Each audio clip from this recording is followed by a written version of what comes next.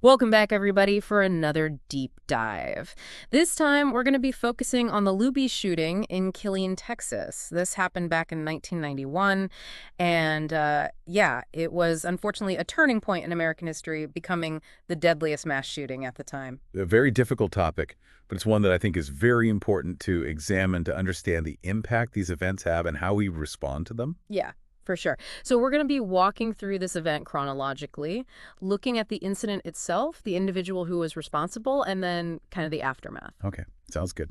All right, so to set the scene, imagine you're at Luby's cafeteria. It's lunchtime on boss's day, and the place is packed. There are about 150 people there just enjoying their meals, and all of a sudden you see this blue Ford pickup truck. It just comes crashing through the front window. Oh gosh, I can only imagine the chaos and terror that ensued.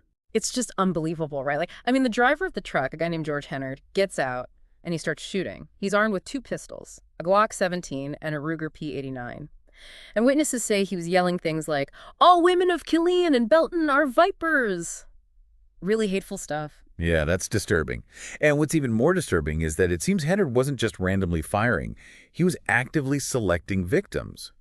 And many accounts suggest he was specifically targeting women. Right. The sources we looked at describe some pretty awful things he was doing. Like, he would often address women directly before shooting them, using really derogatory language, like calling them bitch. There's even one account really chilling where he sees a woman hiding under a bench and he yells, "Hiding from me, bitch," before shooting her. Wow.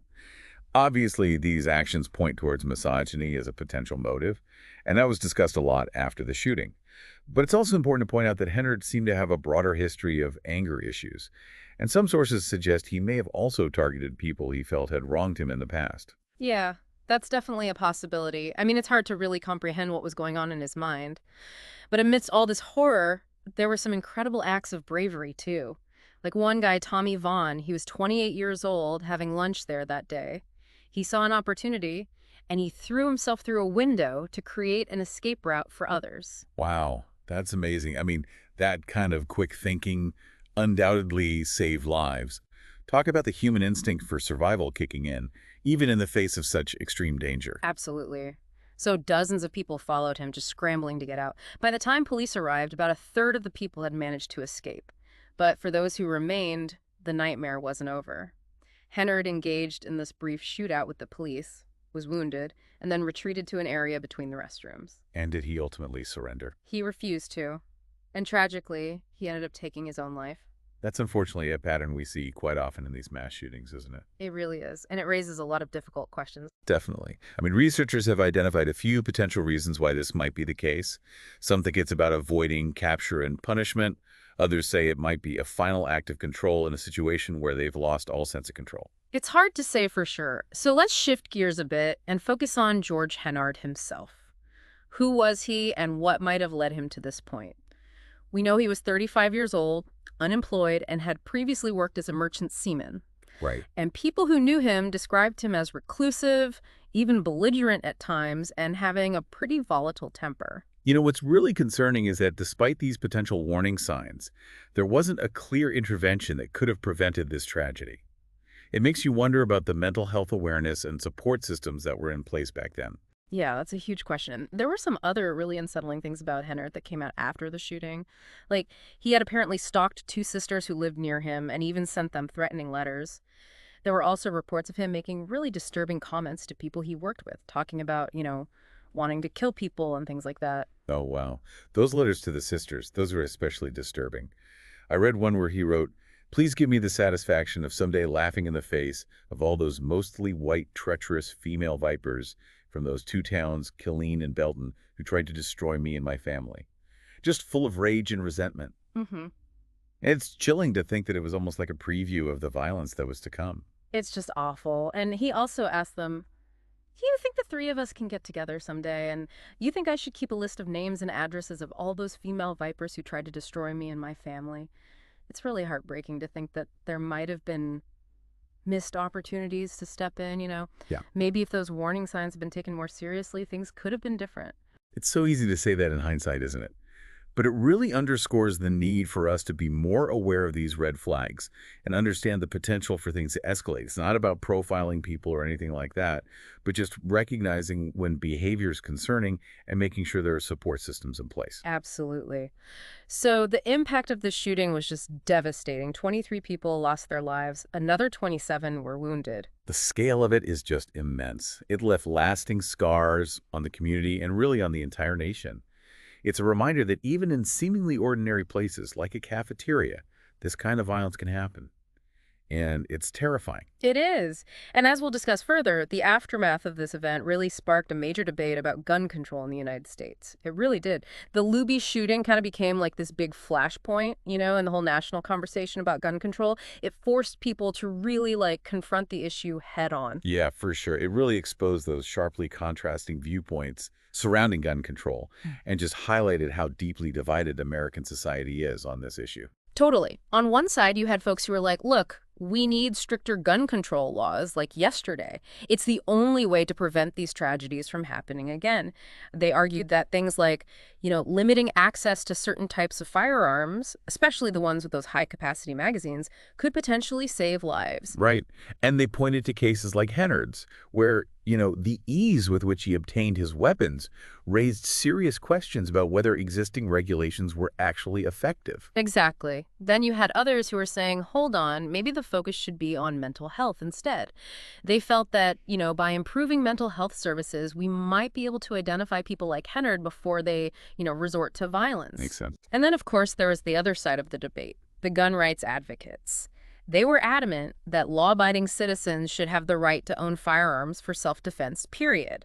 Their argument was, what if more people at Luby's had been armed that day? Maybe the outcome would have been different, right? Maybe someone could have stopped Hennard or at least, reduced the number of casualties. Yeah, that's a common argument we hear. Groups like the Texas State Rifle Association, they were very vocal in their support for concealed carry laws. They saw what happened at Luby's as the perfect example of why people needed to be armed, to protect themselves and others. It is a complex issue, for sure. You've got these deeply held beliefs on both sides. And the Luby shooting, unfortunately, didn't offer any easy answers. But it definitely amplified the conversation. It forced people to really grapple with the reality of gun violence and consider what, if anything, could be done to prevent it. Right. And for some, it kind of brought back memories of that other horrible mass shooting, the one at the San Ysidro McDonald's back in '84. Oh, yeah. Another horrific event, a grim reminder that these mass shootings weren't just isolated incidents. It was part of a really disturbing and growing trend. It is. And it makes you ask some tough questions, right? About the role of violence in our society, access to firearms, and how we can better address mental health issues to hopefully prevent these tragedies from happening in the future. Yeah, absolutely. Each one of these incidents seems to reignite this huge debate about gun control and violence in general. And it always sparks so much grief and anger, Yeah. and this desperate search for answers. It's a cycle that keeps repeating itself, unfortunately. Communities are left shattered, and we're all kind of forced to confront these really deep feels about safety and security. It's interesting, too, because, the Luby's shooting took place in Killeen, which is right near Fort Hood, that big military base. That's right. So it's already a community that's pretty familiar with violence. A lot of folks there have served in the military or have family members who have. So this event really hit home, I think, in a particularly painful way. Yeah, absolutely. I mean, for a city that has already witnessed so much loss and sacrifice, this shooting must have just been absolutely devastating. It had to have had a really profound impact on the community's collective psyche, leaving a lot of people feeling incredibly vulnerable and questioning their safety, even in places that should feel ordinary and safe. It's just so sad. Definitely. In the aftermath, though, it sounds like the community really came together to offer support and resources, which is amazing.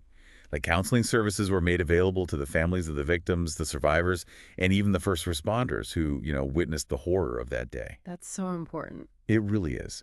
Providing trauma and grief counseling after an event like this is absolutely crucial. It allows individuals to process their emotions, begin to heal, and find ways to cope with the immense trauma they've experienced. For sure. But, the impact of the shooting went way beyond the immediate victims and their families, right? I mean, it really shook the entire community to its core.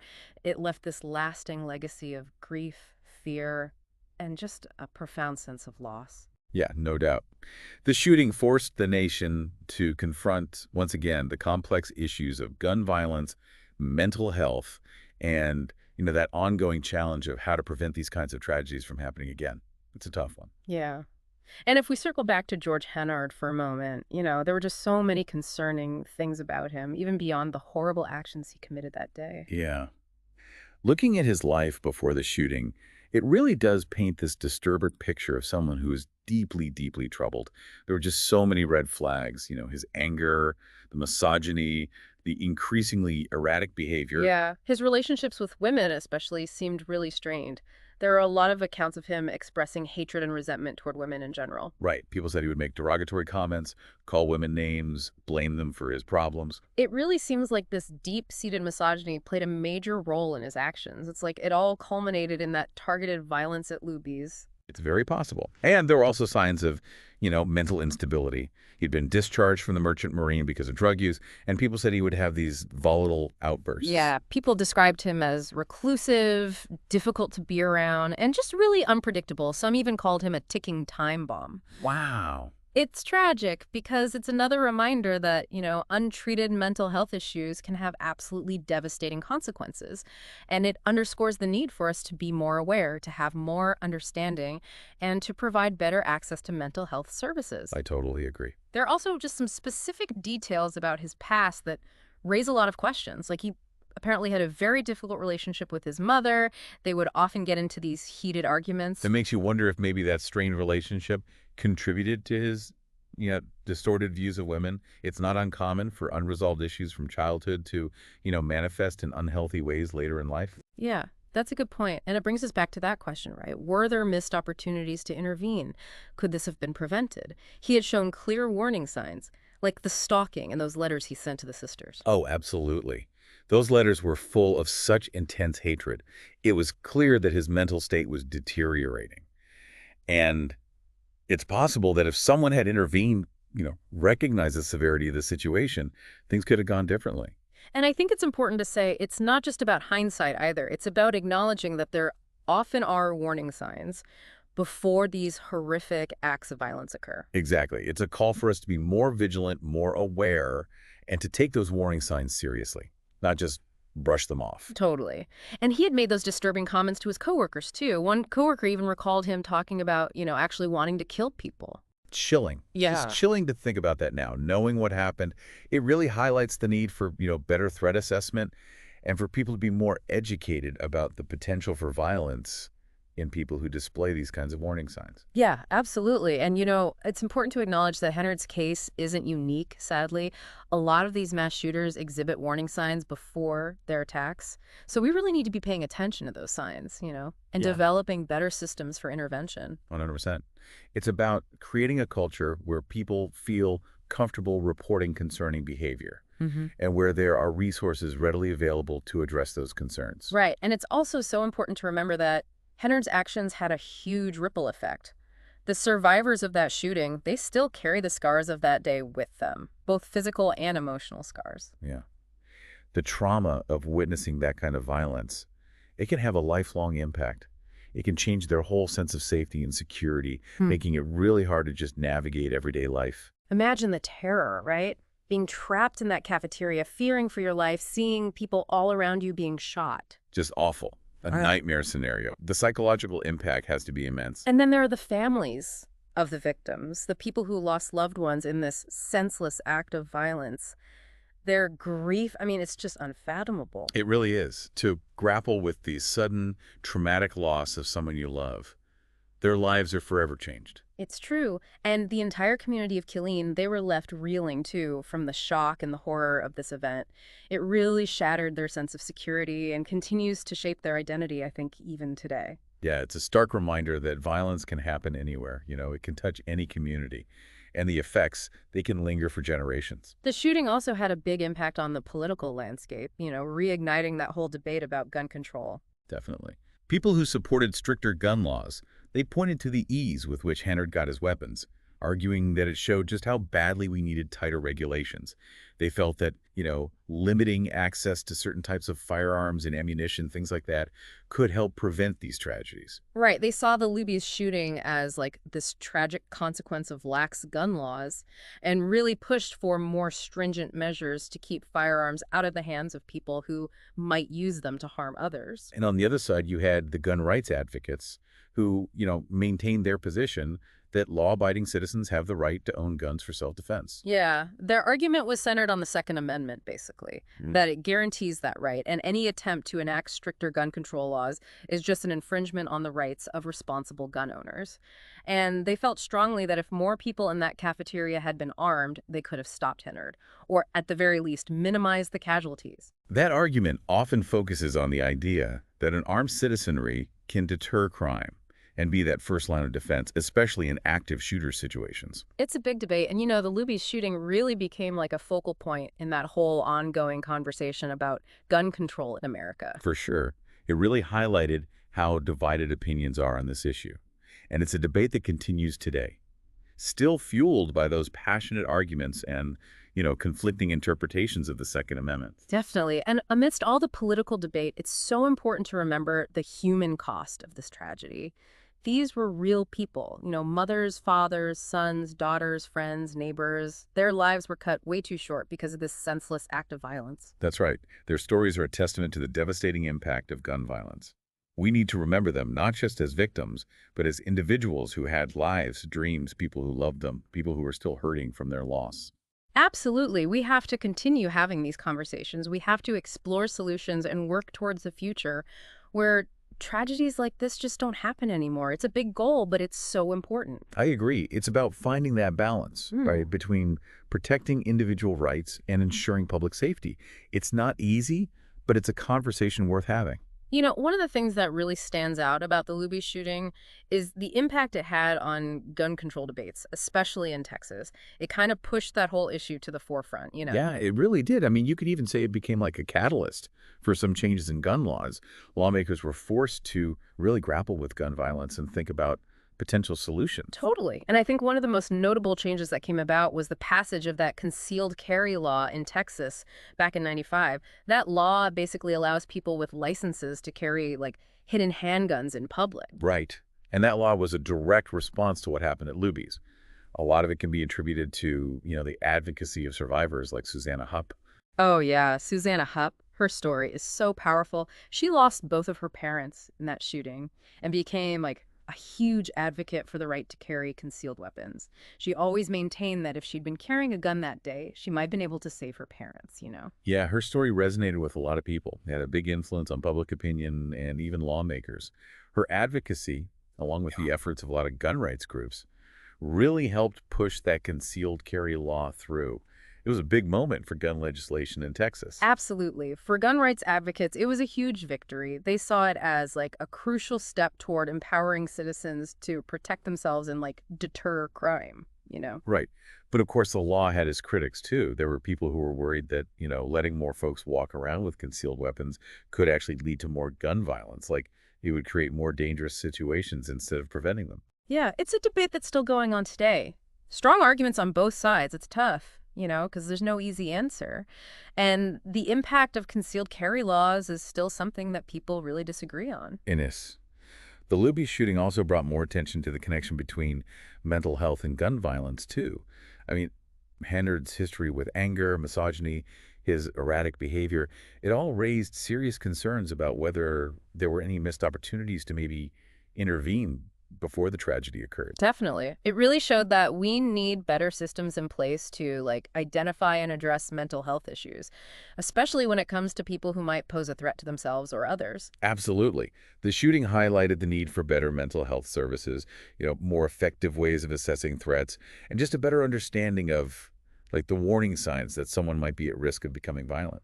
It really emphasized that, if we want to prevent gun violence, we have to have a multifaceted approach. It can't just be about, access to firearms. We have to also address the underlying mental health issues that contribute to these tragedies. Right. And I think the Luby shooting serves as this, really sobering reminder that these things can happen anywhere. It's a really harsh truth, but violence can erupt even in seemingly ordinary places like a cafeteria. Yeah. And the pain and loss extends so far beyond those who are directly involved. It's true. It's a story of just immense tragedy, but it's also a story that, makes us think critically about gun violence, mental health, personal responsibility. And it challenges us to, find solutions, to advocate for change, to work towards a future where tragedies like this don't happen anymore. Yeah, it reminds us that we can't afford to be complacent. We Mhm. need to stay engaged, informed, and be willing to have those tough conversations about these really complex issues. And, we have to honor the memory of those who were lost by trying to prevent similar tragedies from happening again. That's the best way to honor them. I agree.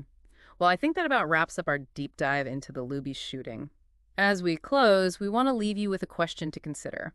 Knowing what we know now about, the warning signs and the impact of this event, what steps can we take, both as individuals and as a society, to prevent future tragedies? What can we do to make a difference?